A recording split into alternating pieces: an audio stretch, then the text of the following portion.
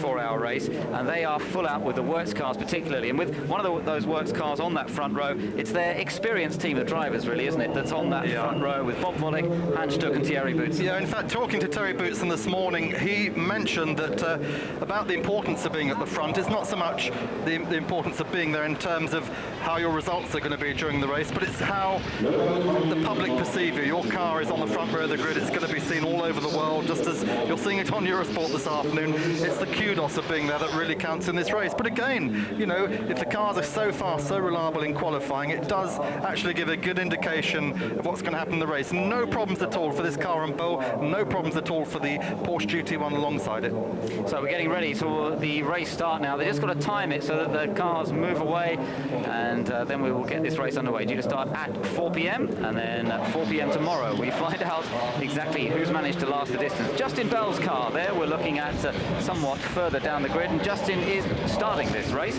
Sad to say that Father Derek is not actually competing in Le Mans this year. No, very, very sad indeed. In fact, Derek's over in America commentating on the Canadian Grand Prix because he couldn't get his seat. He was offered one with Momo Ferrari, that was lost. He was offered a chance at BRM, decided not to take that. So Justin is carrying the Bell family honours this weekend. What a good job he's done. Winner at Silverstone in round 2 of the FIA GTs, and the Viper team, the Chrysler Vipers, surely favourite here at Le Mans for GT2 honours. On board the car of JJ Leto there, that's starting on the third row. They were very rapid as well in qualifying, particularly JJ, but another great team of drivers. They've got Steve Soper, the British former touring car driver, who has now switched so successfully to GT racing this year with the Schnitzer team, with the McLaren run by BMW. Effectively, they run BMW engines, remember, in the back of the McLaren F1 sports car. And also in that team, 3 times world champion Nelson Piquet. Fantastic to see Nelson Piquet out this weekend at Le Mans.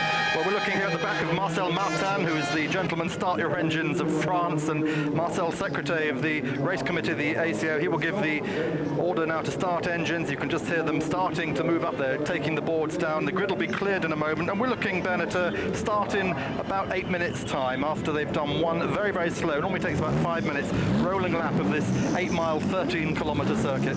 That's the point. It is a very long circuit. This is not like a Silverstone or most of the other Grand Prix tracks where the race length or the circuit length is normally around 2.6 to 3 miles. Here we're talking about an 8-mile circuit, and pole position, remember, 3 minutes 41 seconds. That's a long, long way around this track, and that is all part of the challenge of Le Mans. And if you break down halfway down the Mulsanne straight, well, it's a long, long way to get that car back to the pits.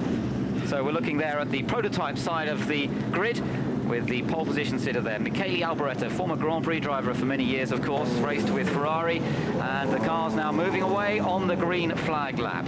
No running to their cars these days. That tradition ended a long time ago at Le Mans in the view of safety, but it's still a very dramatic moment. And in fact, the build-up here has been going on for quite a few hours. We've had marching bands, we've had all sorts of fun and games on the start-finish straight here. Just a little bit earlier on this afternoon, the drivers were being paraded up and down in open-top cars. They were being chased by people on rollerblades with the flags of each respective team, the country, the nationality of each team. A real festival atmosphere on the start-finish line, and as the fans pack their way in, ready for the start of the race, it really builds up to a crescendo when we get ready for the race start. So 48 cars, we had 52 started qualifying Wednesday night, 4 have been knocked out. One of them, in fact, knocked themselves out, the Golf McLaren of Chris Goodwin, which he was sharing with Thomas Bicheur. John Nielsen caught fire, sadly, down at Mulsanne and was unable to take the start. But Michael Caine, the Golf manager, very kindly stepped down, said he'd hand his place over to one of the Paynolses, which was right on the edge of not qualifying. So the 2 Dave Price Paynolses are in the race. Coming down the hill under the Dunlop Bridge through the S's, and this bend is where they come through Tertre Rouge and then go onto this 3-mile straight, the longest straight in motorsport. Yes, but of course these days it is split up by chicanes, and unlike the old days when it was a solid straight all the way down, building up to speeds of 230 miles an hour or so, now they have 3 1-mile straights. But of course that puts just as much, if not more, strain on the equipment, because the engine is building up to maximum revs and it's hard on the brakes again, building up again, hard on the brakes. So it's still a very, very big challenge for the cars to last the distance. So here the cars are, they're on the Mulsanne now, which is actually the Route Nationale 138. It's the Le Mans down to Tours Road, and it's a road that's used by trucks every day of the week. The drivers find this incredibly bumpy. It is a public road, and of course this is the essence of Le Mans. It's a race on public roads still. Only a small part of the circuit really is what you might call off main roads, and that's part of the thrill of this race. There's 3 layers of Armco either side of the track to try and keep the cars contained on this road, but still reaching 200 miles an hour plus just on these 1 mile straights before braking for each chicane. It's a huge battle this year. The likes of BMW with McLaren and Porsche doing battle to try and take the honours here this weekend, but also teams like Joest who've taken that pole position. There's Ferraris up there as well. The Ferrari 333 SP, which has been very successful in American motorsport, they're out to challenge for the 24-hour honours as well this weekend. A tremendous list of drivers that we've got involved, and also if you look at the nationalities, British drivers are fairly well represented. There are 19 British drivers, some 38 French drivers, 7 Belgians, there are 8 Japanese drivers, 10 from Germany, 11 from Italy, 14 from America, and it's good to see that American involved in the race this year, Mark. We've obviously got 2 of the biggest names in Mario and Michael Andretti racing this weekend in the Courage, but they're not the only Americans here, are they? No, not indeed. I mean, there's all the Chrysler teams are over here. They brought all the American drivers over, and we've got such big names coming over. We've got Andy Evans from the States. We've got two of the IMSA Ferraris over here. We've got a lot of drivers from Courage, other people. One man everyone should be really watching is Andy Pilgrim. Now, here is a man who comes from Nottingham. He lives in America, and Andy Pilgrim is starting the Rook Racing number 74 car. This is his 97th race without a retirement, we hope. He's done 96 endurance races, no retirements. He's going for the 100, and I was talking to him this morning, and he said he's more nervous about starting this race than any race he started in the past. So here they are on the second chicane, and they go through this chicane. We call it a chicane. It's really an S's. I mean, in a normal circuit, that'd be ultra high-speed S's, but it's a chicane as far as Le Mans is concerned. Yes, because they've got to get on the brakes and slow it down on that Mulsanne straight, and then they're still on that straight. It's amazing, isn't it? That's really such a long way down into the Mulsanne corner itself at the end, through a kink and then into a tighter right. And now we are coming down to that area now, coming through the right-hand kink. This they will be taking it at maximum speed, but then they have to get hard onto the brakes and into the tighter right-hander at Mulsanne. The car's looking absolutely superb. Weather conditions here, not ideal, I suppose, but it's not bad. We've got a bone-dry circuit, as you see them just going through that tighter Mulsanne corner. Bone-dry circuit, bit of cloud cover, as you can see, good view there, slightly overcast, bit of a breeze, but nothing too strong. So in fact, in terms of the equipment and in terms of the drivers, it probably is ideal weather conditions. It's not too hot, so hopefully, as they go through for what most of them will be a 2-hour stint to start off with, hopefully the temperatures won't be too high within the cockpits. That's the plan. And Ben, just look on this grass verge here on the left-hand side. That's where Chris Goodwin went off with the oil. There's an oil slick there going across the track. It finishes in a pile of orange and blue ashes, which is all that was left of the Gulf McLaren. There was a chance they could have repaired the car, but as we said earlier, decided not to. This is going into Indianapolis. This is the fastest part of the circuit now since the chicanes were installed on the Mulsanne. And this is the part the drivers most enjoy as well. It is real road racing. It's the most beautiful S's through Indianapolis and then braking very heavily for Anage. There's the second part of Indianapolis, Anage corner they're coming into now.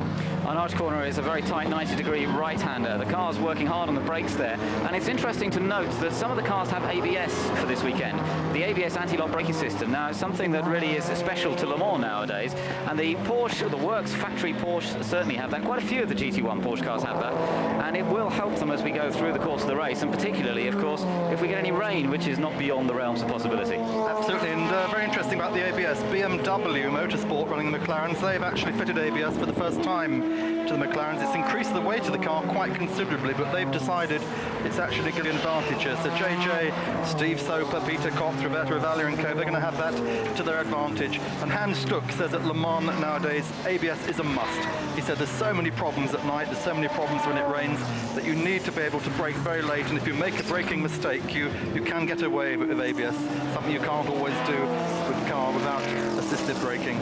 Now, part of the challenge that will keep the teams occupied throughout the course of this race is the fact that the fuel amount on each car is slightly different. The prototype, the open-top cars, have a slightly smaller fuel tank than the closed cars, the GT1 cars, the ones with a roof over their heads. And that is part of the rules, really, to try and even the performance. Obviously, the cars with smaller fuel tanks, the idea is they have to make more pit stops. So although they may be able to run a little faster on the track by making more pit stops throughout the race, at the end of the 24 hours, things should even up a bit. Yeah, but that's not quite the end of the story. I mean, Le Mans have the best of intentions of that, but because these prototypes are so much lighter, they're only 875 kilos, despite the fact they have a smaller fuel tank, they still might just have an advantage because the cars are light enough to run for 3 hours on one set of tyres. So there's fuel stops that much quicker, and this is all part of the fascination of Le Mans. It can be very technical. Well, we have the three basic classes, the prototype class, as we say, those open-top vehicles, the GT1s and the GT2. And the GT2 is basically having to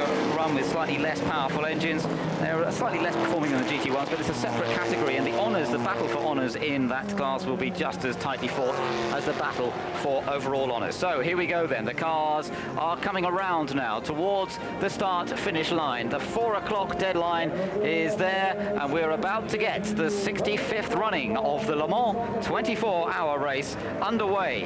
And what a race it should be as the pace car pulls into the pits. Michele Alboreto sets the pace, and 4 o'clock, the start of 24 hours of racing on this classic French track. All sorts of dramas will befall so many of these cars before we get to 4 o'clock on Sunday afternoon. Michele Alboreto takes the initial advantage as they head up towards the Dunlop chicane, but you can bet that there'll be a few cars chasing after Alboreto, even in the early laps. And yes, Mark, it looks as though there's a bit of smoke from one of the cars there. Like one of the panels is from where we were, but we can't quite see it at the moment. As always, you get these cars so strung out on the first lap. It's almost a kilometre now. Oh, very, very late braking there by one of the Porsches, and just look at that. Down the hill they come. We'll try and identify which car was in trouble. That is the DAMS panels, in fact, panels that we're seeing in trouble. Smoke pouring out of the left-hand side.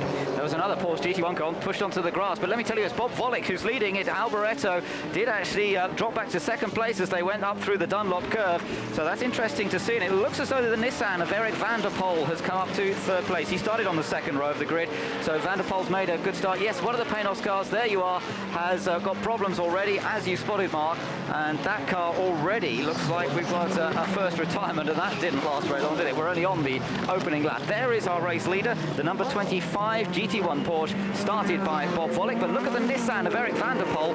That really looks very, very threatening. In third place, looking to try and find a way past Michele Alboreto. So stringing out through the first and second chicanes already, the GT2 cars falling way back, and look at that shot right across this beautiful countryside here in West France on La Sarthe circuit, sandy pine forest. Down they come, and the Nissan going into second place. Alboreto being outbraked into the second chicane, and he goes through. Eric van der Poel takes second.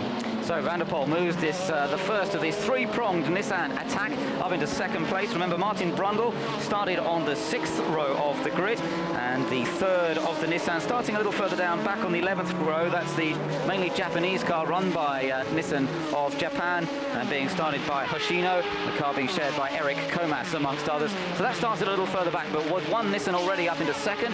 The Schnitzer BMW is going well there. There's the Brundle car by the looks of things. That black and red car at the head of that little group was the Martin Brundle car, and at the moment he seems to be fairly happy to just let things settle in. He's experienced at Le Mans. Now let's just take a look. We're having another look at the start of the race and having a look at what happened. In fact, there was damage to that car, to the panels. He obviously made contact, and it's actually the nose cone has been damaged at the front of the car. The smoke seems to be coming more from the tyres than it does from the engine, and the Panos in trouble. We'll have to see as he comes back into the pits at the end of this lap whether they can get that repaired quickly and get him back out onto the circuit once again. So it doesn't look as though it's got a mechanical problem. It's more of a problem inflicted by a bit of an opening lap skirmish as they came onto start-finish line for the first time. And Didier Tay is looking down the inside just then, and Michele Alboreto's pole position already lost to two cars. Perhaps he's going to lose it to a third car in the moment. Everyone's spreading out. There's the second of the Ferraris, the blue Pilote car just going through. First of the Gulf cars. And look at this. Volek just starting to pull away now from Eric van der Poel. Alboreto definitely under pressure now from Didier Thijs in the Momo IMSA Ferrari 333. Yes, he's got the lights already ablaze on that car. Still early in the afternoon, but obviously fairly fired up, as has Eric van der Poel. Got the lights on the Nissan in second position. And at the moment, that car seems to be flying along very, very happily indeed. And Eric van der Poel, the experienced Belgian driver, has seems to have got that set up just about the way he wants it. Sharing the car with Riccardo Patrese and Aguri Suzuki. It's a very strong driver lineup, but then it is in all three of the Nissans in the race. And as I say, Martin Brundle at the back of the, or at the head of a group, some way further back at the moment.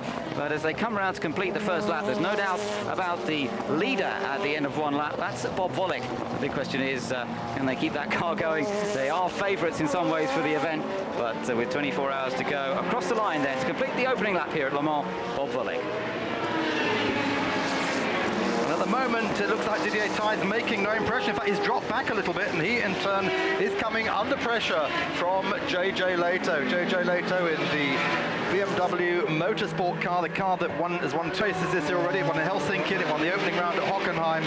So really great racing already. And Ben, I think even at this stage we're seeing just how equal the performances of the prototypes and the GT ones.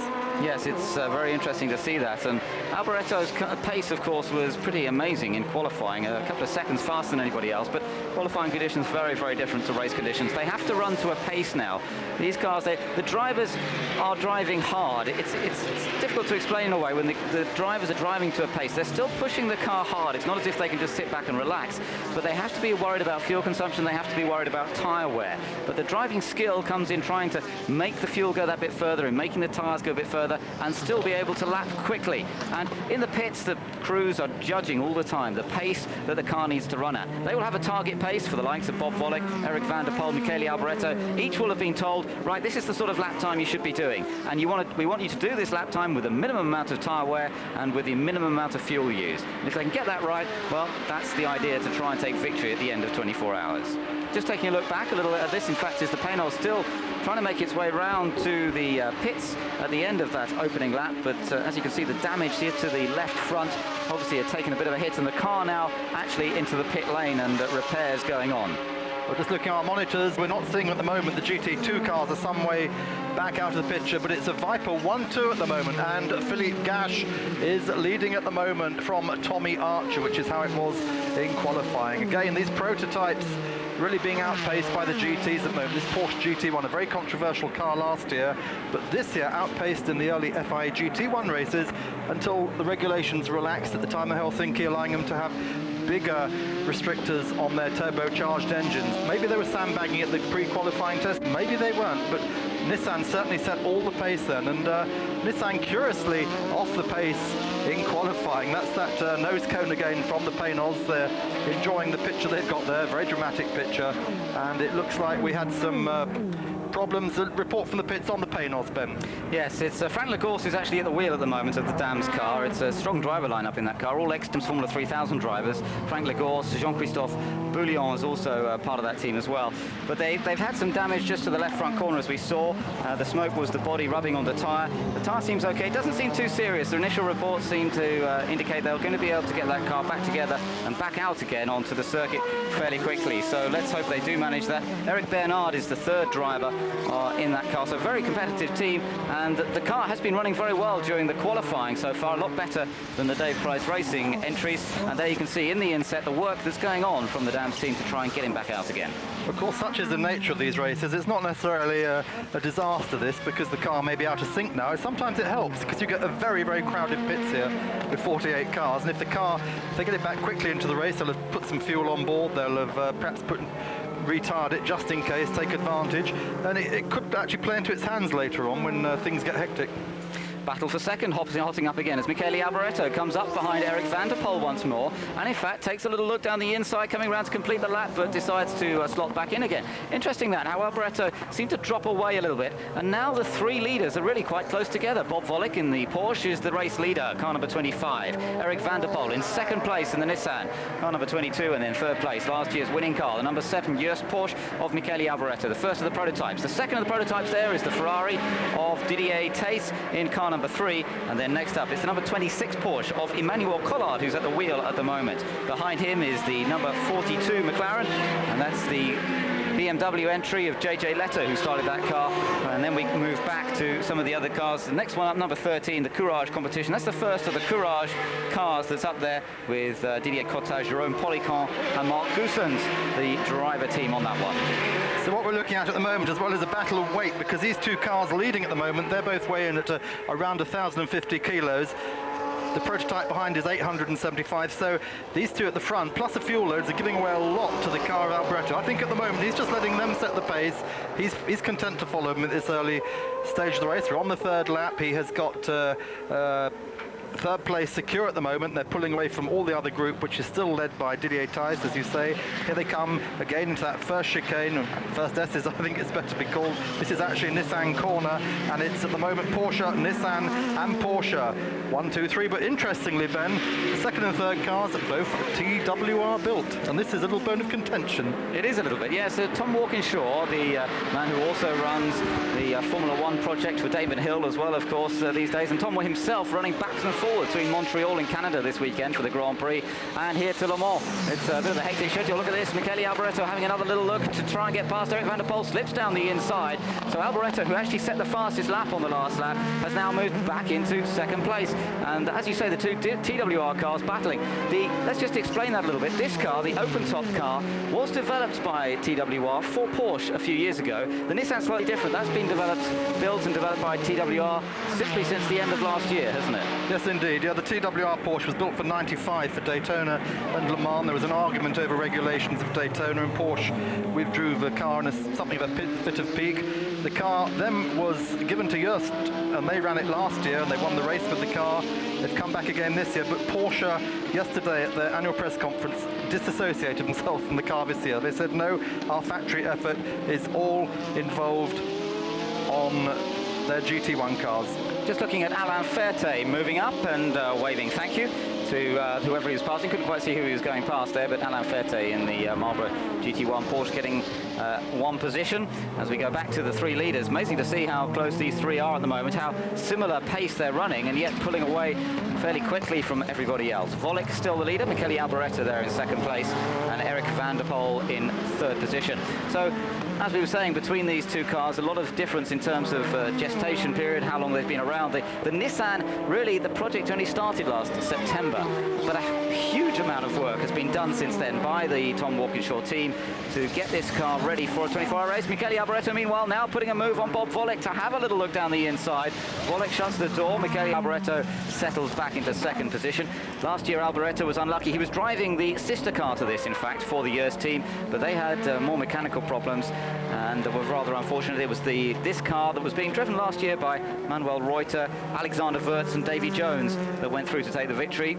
They're only running the one car, though, this year. That other car has been consigned to the museum, but they're just hoping that this is perhaps the last chance to take another victory. And Alboreto there really is hounding the back of Bob Volik's car. Interesting to see this in the early stages of a 24-hour lap race. He really looks as though he wants to get on with the program and try and make a move past the Porsche, and perhaps he feels that his pace should be a little higher. Last lap, the fastest lap went to Alboreto. Let's see who has the fastest lap when they come around next time.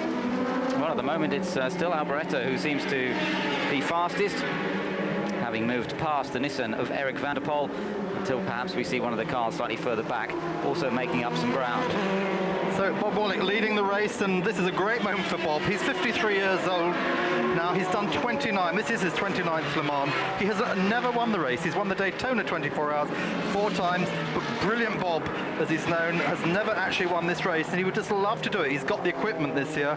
He is such a fitness freak that Bob, 1 week ago, left Strasbourg on his bicycle. He cycled 1,120 kilometers the long way around to get to Le Mans. It took him a whole week, and he arrived at the circuit fresh as a daisy, jumped in the car and did his bit in qualifying. Quite an amazing performance by this 53-year-old. But of course, this is one of the pleasures of Le Mans. People can come back from their old Formula One careers, etc. As we see the lead changing, Michele Alboreto diving inside, Volik diving outside Volik, inside there. Oh, a big lock up there, Ben, as he goes through there. This car so much lighter, to presumably be so much lighter on the brakes as well.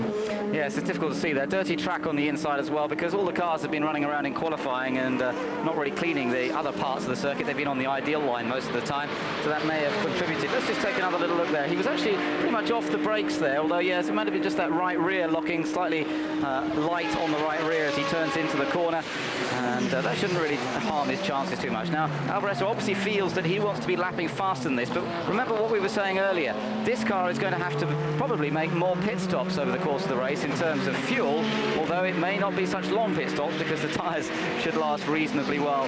It's all something that will begin to settle down as we start going through the race, but in a way, Alboreto probably feels as though he needs to get a bit of an advantage over these guys, so that when they make those extra pit stops, they've got a little bit of time in hand.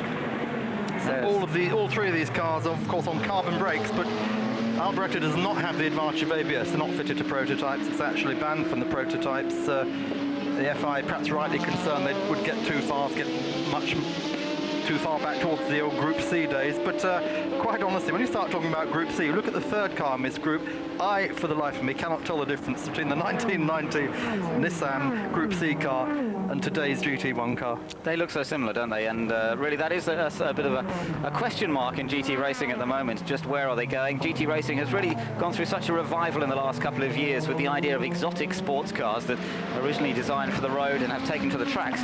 And the McLaren F1 really embodies that principle, I suppose. Porsche came up with a GT1 last year and everyone cried foul because it was really beyond the situation of being a road car that was even an exotic road car developed for racing, and everybody said that's not fair.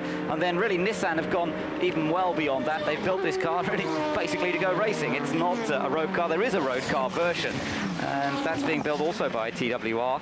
But it really does take the whole idea another step onward. Of course, what it does mean is you end up with very fast, very dramatic cars once again, but you're also stepping away from the ideal of sports racing cars that really have some similarities to the things we see on the road. Yes, indeed, the FI have addressed this very week, and the FI World Council last Wednesday in Paris, they formed a new GT and sports car commission which is investigating ways of preventing this, and I think the regulations in 1998 may well insist that you have to build 25 units of a GT car for the road before you can build a race car, and this is the way everyone wants it. It's what the manufacturers met in Helsinki over. They've decided, they put a recommendation to the FIA, and the FIA has accepted it. Just in the background there, Eric van der Poel was really quite sideways coming out onto start-finish straight, and there's a change behind them. The Collard Porsche has moved past Didier Tace, so Collard has now moved up into fourth position, and it looks as though the FINA McLaren may well do likewise. The 42 car of JJ Leto now looking to move up into fifth position, and Didier Tace in the Ferrari 333 SP seems to have been holding up this group a little bit, although overtaking opportunities are fairly widespread here at Le Mans, so the thought is they really felt like it, they would find a way past. But Tace's car quite light, of course, so it can brake quite late into the corners, also good acceleration initially off the corners, and that can make it quite difficult for the GT1 cars to find a way past. A little bit of news from the pits as well.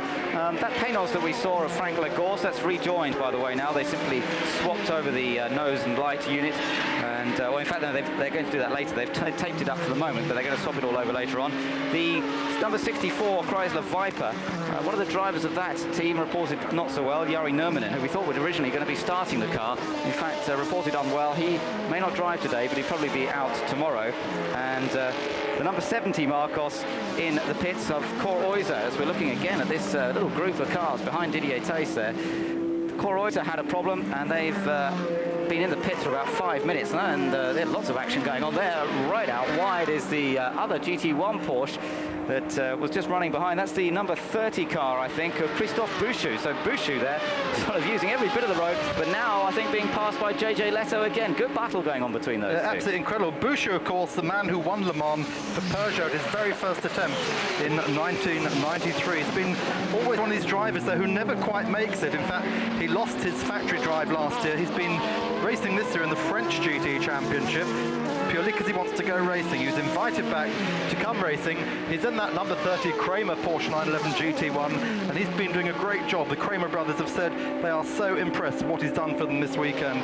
Christoph's problem in the past has sometimes been keeping the car on the road, and ever since that 93 Le Mans, he seems to have just lost that edge. Here he is having a great battle with JJ, who won here in 1995, gave McLaren their first victory. So two men who've got a lot to prove to the world. That's right, and it's good to see the battle already in the early stages, but what they mustn't do is get too carried away with it, because there is such a long way to go at this point in the race. But it's good to see, and as the leaders come through, there is the Ferrari 333 SP, the red car with the headlights ablaze, Didier Tace, Giampiero Moretti, and Max Papis, who's joined into the team. He joined in quite late, the Italian racing in the PPG Kart Series over in the United States, so he comes over, as has Michael Andretti, out of a busy program of races. They've just done 3 races in a row, 3 successive weekends. They come over here to race at Le Mans in a 24-hour race. They have to fly back again in the early part of next week because there's another PPG car race at Portland. So I should think that Max Papis and Michael Andretti are going to be fairly worn out by the end of all this travelling around and racing. So great battle going on here. So the blue and white car in the back of that group there, the courage of Jérôme Polican, he's really just pacing at the moment. He's tacked on behind JJ later, just wondering what's going to happen again. Another of these Formula 3000 drivers who always excel so well at Le Mans. Yes, a lot of French drivers, as we mentioned at the beginning, French drivers really outnumbering everyone else, although we've got a fairly even spread of drivers this year, there's no doubt about that. But understandably, it's the big race in France. In some ways, it's more important than the French Grand Prix itself, because it's such a one-off event. It's a classic event, as we said earlier on, and every French racing driver really is desperate to get out there. Given half a chance, he's going to be in the Le Mans 24-hour race, and even if it's not in a car that's particularly competitive, they'll be out there having a go. But what's interesting coming into the race this year, Mark, in a way, is talking to some of the drivers, and some of the drivers who didn't actually qualify the cars, they haven't had an awful lot of chance to drive the cars this weekend. The battle to get into the race has been so intense. It's been so hard to actually even qualify. As you watch that battle between Christophe Bouchou and JJ Leto. Leto in the Fina car. Ooh, he's still having a little look up the inside as they come up towards the Dunlop curve. But the battle to qualify for this race has been so intense that the guys who've been sort of set aside to do the qualifying, they've been doing most of the laps in the cars. Some of the co-drivers have literally done 1 or 2 laps in the whole weekend so far. Problems there. Yeah, problem there. That looks like the Chamberlain car. It is the Chamberlain car, which you just mentioned. Jari Nurmanen isn't driving today. That has been started, in fact, by Hans Hugenholtz. Hans Hugenholtz on board, and Charlie Gleason, the American, has been brought over. So they've got a problem. They've stopped down at the first chicane there. And yes, out gets Hans Hugenholtz, in fact. So yes, we're just talking about those drivers, Ben, who didn't get the chance. We had so many problems in qualifying. We had out of the 4 sessions we had, 2 Wednesday night, 2 Thursday night, oil spoiled 3 of them. We had oil dumped by Paynors, oil dumped by Ferraris, oil dumped by one of the Vipers, and really the happy hour that you normally have, which is 9 o'clock, 10 o'clock on Wednesday and Thursday nights, was totally wrecked by this, and many people. Ah non, pour Arnaud, faudrait changer les piles du micro-main, changer les piles du main. The Salim Mustang team was the only driver who lost the chance to qualify this year. Everyone did get in, but you say only minimal laps. So this is, at the moment, their best chance of driving this weekend, actually, in the race. Of course, a lot of the drivers we're watching now are the drivers that did the qualifying, as we see one of the Porsche GT1 cars coming into the pits. Yes, indeed. That's the Conrad car that's been started today by, where are we on the list? Conrad. Been started by Marabaldi, and he comes there in the very far pit. They've had tacked 2 pit boxes on the end of the pits because there's only 46 pits there. There's 48 cars. There is Franz Conrad sharing this car with Marabaldi and with Britain's own Robert Nairn. That's right, and you could just see in the background there the Marcos, number 70. That's just coming back out of the pits now after the various electrical problems that they've been suffering. Let's hope that they've got that car sorted out again. The Marcos running in GT2, but Marcos has struggled a bit this weekend. They just scraped into the race really in GT2. A little bit off the GT2 pace. The ante being upped really quite considerably this year. There is that number 64 car still cruising around quite slowly. That's the car entered by Chamberlain Engineering, one of the Chrysler Vipers. The other Chrysler Vipers racing here this weekend, all entered by the Arica team, the French setup, and those cars have been going well in GT2 and really are amongst the favourites for victory in the class. Meanwhile, you're looking back at the battles. Didier Tace still there, number 3. He's in 5th place. 6th place at the moment for Christophe Bouchou. Then 7th is JJ Leto. And then in 8th place is that number 13 Courage of Didier Cottaz, Jérôme Policon and Mark Goossens. And then behind them is still Martin Brundle in the 2nd of the Nissans, although he seems to just drop back a little bit from this group. But as I mentioned earlier, he doesn't see, there he is, there you can see the red and black car at the tail of that group. That's Martin Brundle. And back out for his one and only race, really, of this year. Of course, busy commentating on Grand Prix racing this year, but he has to choose this weekend not to be in Montreal, but to race here at Le Mans for Tom Walkinshaw, and very much out to try and take victory. That's all that they'll be happy with that car. And of course, it shows where Martin's priorities are. But a great battle. Look at Didier Tace, still doing such a good job here in this Ferrari. It's the 2nd year the Ferraris have been here, and this car is the Giampaolo Moretti car. This, in fact, is the car that won in Daytona. It's very impressive, these cars. 4 years old now and still going so well. In fact, all of these prototypes here are becoming a little bit aged now, and that actually underlines something else about the prototypes, that they are not new cars. Oh, there's a big move there. Oh, we're in the Ford chicane, and Didier Tace being climbed all over at the moment. Yeah, and there's Christophe Bouchou. He's looking very competitive, isn't he, this afternoon? The Frenchman determined to run well here, but he is a very rapid driver indeed. He's got Andy Evans and Bertrand Gachot in the team with him, so it's a strong lineup indeed. takes a pretty wide line into the slightly revised Dunlop curve up there at the top of the hill, and still hasn't quite found a way past that live light Ferrari that's running so competitively in 5th position down towards the S's. This another good part of the track, but this time he does go through, so Bouchou now moves up to 5th, and Didier Tays goes back down to 6th. A little bit of news from the pit lane, and also from the radios as well. The number 64 Chamberlain Engineering Chrysler Viper that we saw in trouble, apparently the gear knobs come off that, so that makes life a little bit difficult, doesn't it? And Mauro Baldi's number 28 GT1 Porsche into the pits with a puncture, so they picked up that somewhere out on the circuit, but that's cost them a little bit of time. Also reported a bit of smoke coming from the BRM, which is bad news, but the pits don't seem to be too concerned about that as yet. Let's hope that it's nothing too serious. Well, let's just have a look at the GT2 order. We're not seeing the cars at the moment very much, but there is a change there. Jean-Pierre Jarier has moved the Sherra Racing Porsche 911 GT2, one of the factory engine cars, up into 2nd place. He's split the two factory Chrysler Vipers. It's still Philippe Gache leading, then Jean-Pierre Jarier, then Tommy Archer, 3rd in GT2 at the moment, and the other of the Vipers. So Jarier, such great performances this year. We've seen him so often on Eurosport, not just in this type of GT racing, but in the French Championship, the Super Cup. Still in the prime of his racing life, Jean-Pierre Jarier.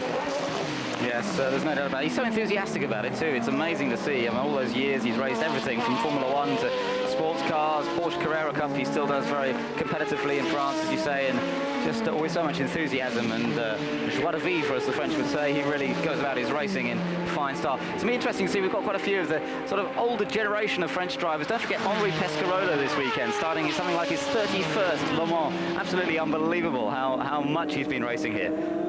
Yes, indeed, and he's the mastermind of not only El Filial, but he's the force behind Courage as well. As Just looking at the gap there, Mark, the gap that the number 7 car has now opened up is 6.5 seconds. It really is quite impressive from Michele Alboreto. Remember, in the early laps, he seemed to just settle down between with the other 2 cars that were running well, Eric van der Poel and Bob Volek. But now, Alboreto really has gone out on his own. 6.5 seconds his lead.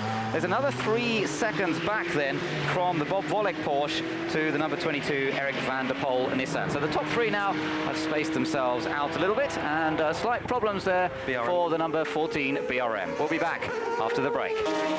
Welcome to Eurosport. Welcome back to the Le Mans 24 Hours. We're live from La Sarthe circuit, where Michele Alboreto is leading at the moment for Joest Porsche here in the 24 Hours. Ben, we've got some news from the pits since we were last with you. Yes, just a little bit of news. That Chamberlain Viper, they think the gear lever's broken. They had a new gearbox fitted just before the race, but at the moment it's not quite clear exactly what the problem was. We saw just before we went off to the commercial break, the number 14 BRM went off. We think it was just a spin. That's Harry Toivonen at the wheel of that car at the moment. It looks as though Nissan are due to be coming in for their pit stops in about 3 laps time. 3 laps the 22 car is due in, that's Eric van der Poel, and the other 2 cars due in a lap after that. So interesting to see. That will be on around lap 10, lap 11. We've completed 7 so far, and that will be the first round of pit stops. So that gives us a chance just to sort of get an idea of the strategies of some of the teams already. But thankfully we haven't seen too many cars into the pits out of their normal schedule so far. Good battles going on back here though. Absolutely brilliant. Alain Ferte here climbing all over the back now of, is it Martin Brundle we're looking at? Back of his Nissan there, and Ferte, obviously he and his brother both racing in this race. Michel Ferte in the blue IMSA Ferrari, and Alain Ferte driving for the Jabouille car. In fact, it's not Martin Brundle, it's the third of the cars. It's Hoshino. It's the Hoshino Japanese car. There it goes, the number 23, which in Japanese is a Nissan. And then we seem to still have very, very quick laps coming from Alboreto. He's the fastest man in the circuit, and he's pulling further and further away. Yes, the battle we're watching in the moment is in fact the battle for around 17th place. That Nissan is in 17th place, and the number 29 car that we're riding on board with, Alain Ferte, Olivier Thévenin, Jürgen von Gartzen, that car's running in 18th position. But just looking back at the sort of head of that group for the moment, a few cars up ahead of them there. The number 32 Porsche of Stefan Ortelli. Alan McNish is actually at the wheel of that car at the moment. Number 32, the Scottish driver, he's in that particular group as well. Also in that group is the Pedro Lamy, Patrice Guzlar, Armin Hahn car, and Hahn is driving that for the moment as well. So some good battles going on as we go back on board with the GT1 Porsche. And and still hounding the Nissan. It's a good battle that's going on here at the moment. Well, Kazuyoshi Hoshino, of course, always famous as the fastest man in Japan, and he's in fact stopped his Formula 3000 racing career now in Japan, where he has dominated Formula Nippon and what was formerly Japanese Formula 3000, to concentrate on Le Mans and developing this car. The intention of Nissan is they will take this number 23 car back to Japan after the race and use it in the Japanese GT series. So that should be quite impressive. Again, it brings up this question, is it a GT car or is it a Group C car? So really good battles going on down through the field. Still those two Vipers split in the GT2 leading group by Jean-Pierre Jarret. We're not seeing much of the GT2s today, which is a great shame because GT2 in its own right has had some fantastic racing this year. Just looking ahead there, that's Alan McNish who is trying to make a move. He's driving the silver Porsche GT1 just ahead of these two. There, just flashing through the picture.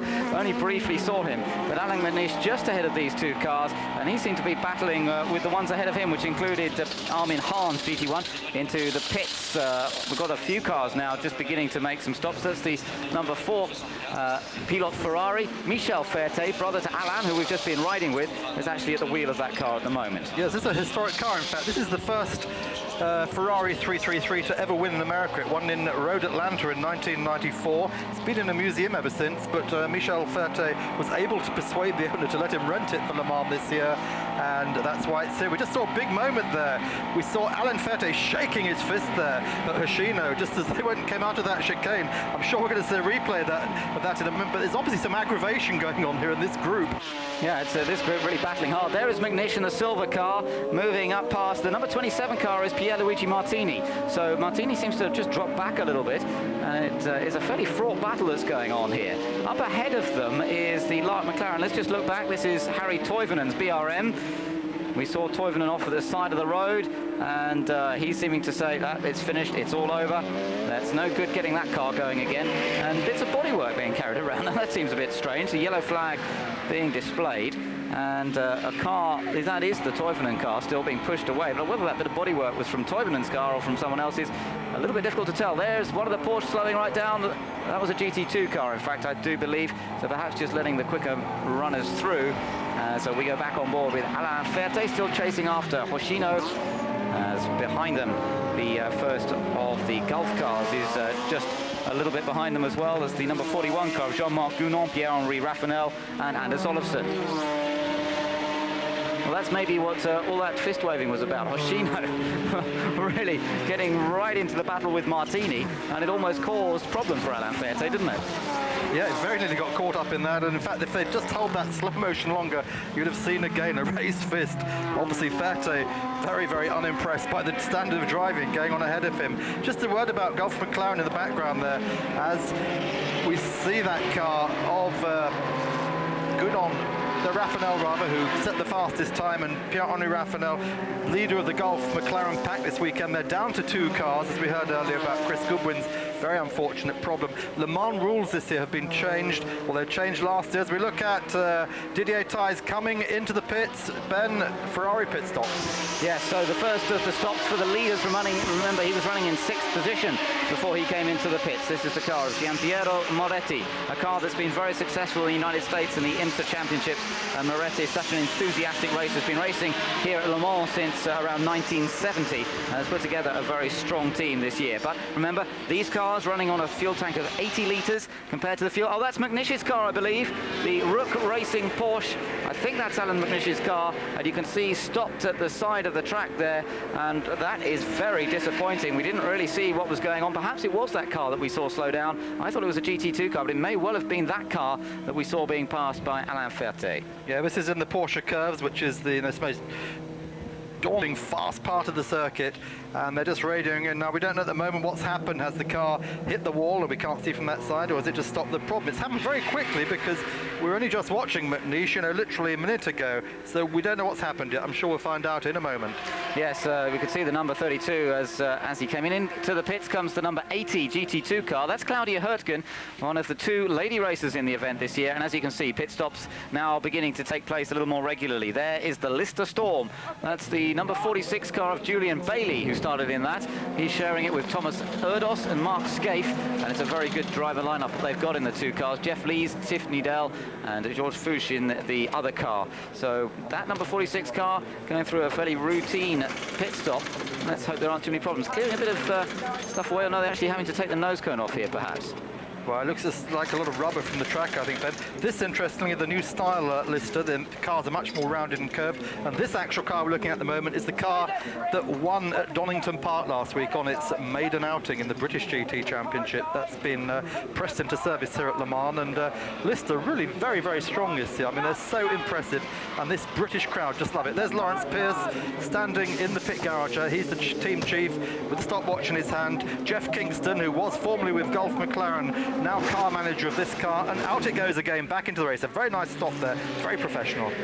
Yes, so back out goes Julian Bailey, a very experienced pilot, of course, ex-Formula 1 driver, and plenty of sports car experience, touring car experience as well, as other members getting ready for pit stops. And that looked like the US team getting ready for the number 7 car, which is still leading this race to come into the pits. His lead up to 6.2 seconds at the end of the last lap, but a big gap then between Bob Volek in 2nd position and Eric van der Poel, who's now dropped to about 9 seconds further behind in 3rd position. So the gap between the leader and 3rd place man now up to 15 seconds. That's opened up quite a lot in the last few laps, and we should be seeing those guys coming into the pits fairly soon. There he is, there's our race leader, number 7, Michele Alboreto. Well, he stays out, does he, for the moment? Looks like it. He's going to complete another lap. And Alboreto still going well at the moment, ahead of Bob Volek and Eric van der Poel.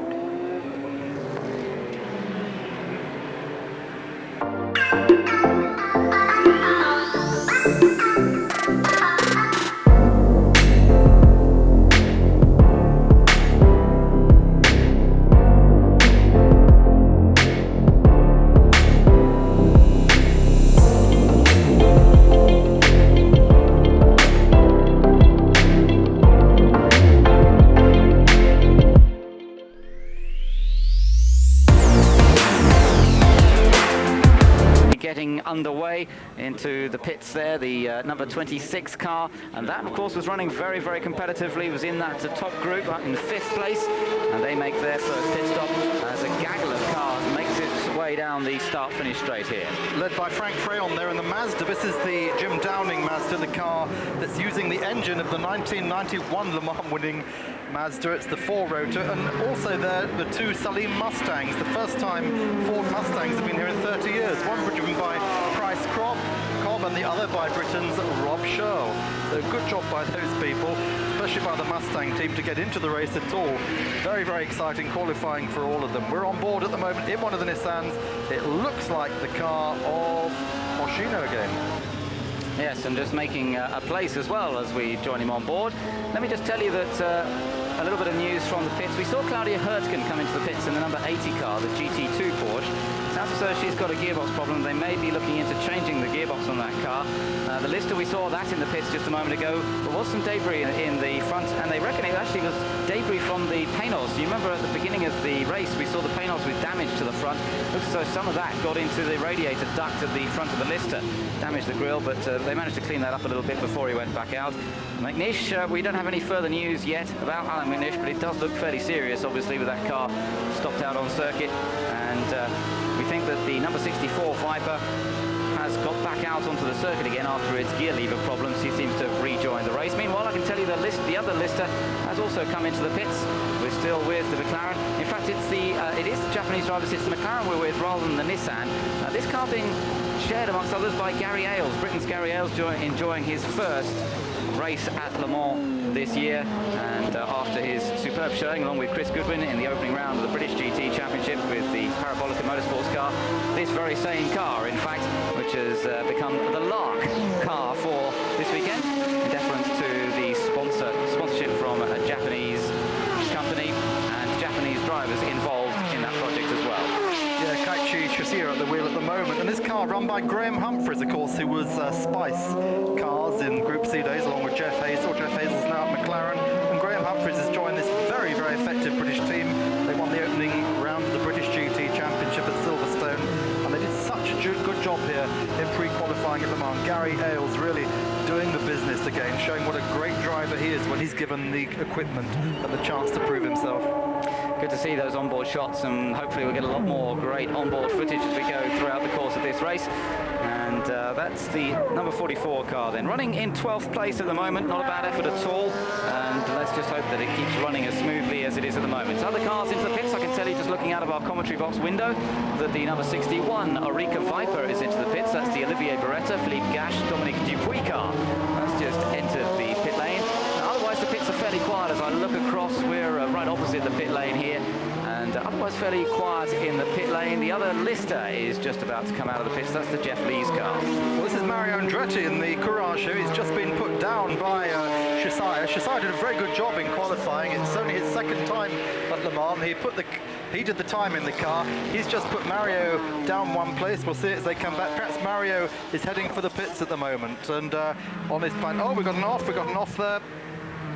Just trying to see who that is as he bounces through the grass and trying to come back out the other side. It's the number 8 car, and that's the Filière Elf machine of Emmanuel Clerico, Henri Pescarolo and Jean-Philippe Belloc, and they've had their share of problems during the qualifying here.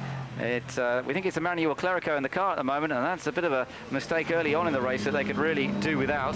As we go back on board that Japanese-run McLaren, the Lark car, as this car enjoys its battle, has just moved up, remember, into 11th place past Mario Andretti. In fact, that is the Sherrow car. It looked like of Jean-Pierre Jarry, who's just passing leader in the pits. Stefan Johansson in the pits then on 11 laps completed now, and the Joest team going to work to refuel the car, and the driver, Michele Alvarez, staying in the pits for a second stint. The drivers generally staying in for around 2 hours at a